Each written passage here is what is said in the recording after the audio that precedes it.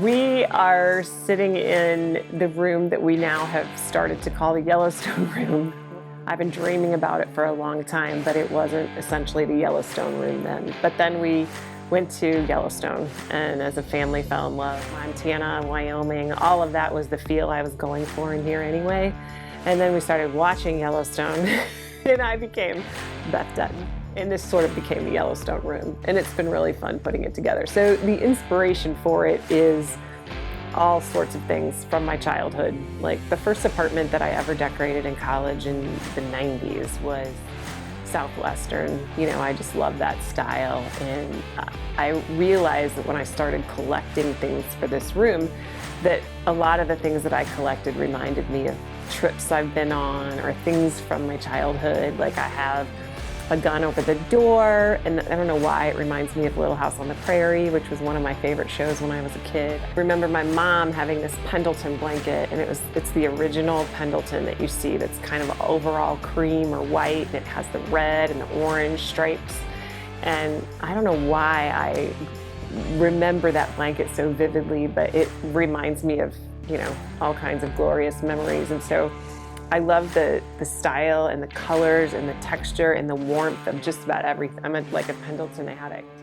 And then the bed, my bed is a Jenny Lind bed, which I didn't realize I had a Jenny Lind high chair when I was a baby, but when I showed my mom the bed I was using, she's like, oh, you had that as a baby. And then, you know, campy. So it's a little bit campy too. So what I imagine a 1950s summer camp for families to be, like the furnishings and Adirondack style. I search Adirondack a lot. And it has, you know, the trapper furs, you know, from the cabin, the Adirondack cabin feel, and just a lot of old stuff, because I love old stuff. I'm an antique hunter. So, and if I see something and it speaks to me, I buy it.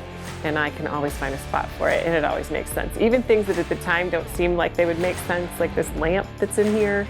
It has like a mountain scene on it, it's brass, and I just imagined it would be like on somebody's desk and they would be writing letters home to mom from camp in 1952 by a lake somewhere. And so those things appeal to me.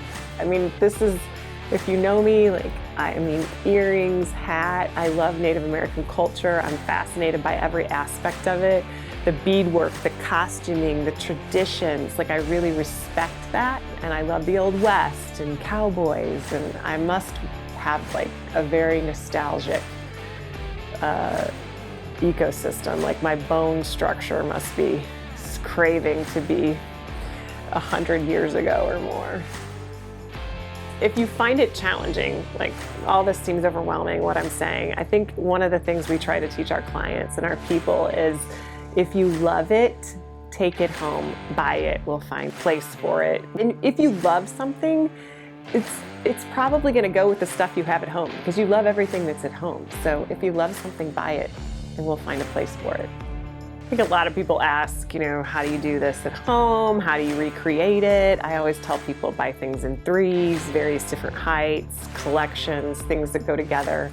But you know what? A lot of it is just bravery and an eye for it. I mean, it's not really something that's taught. It's something that is absorbed over time, I think.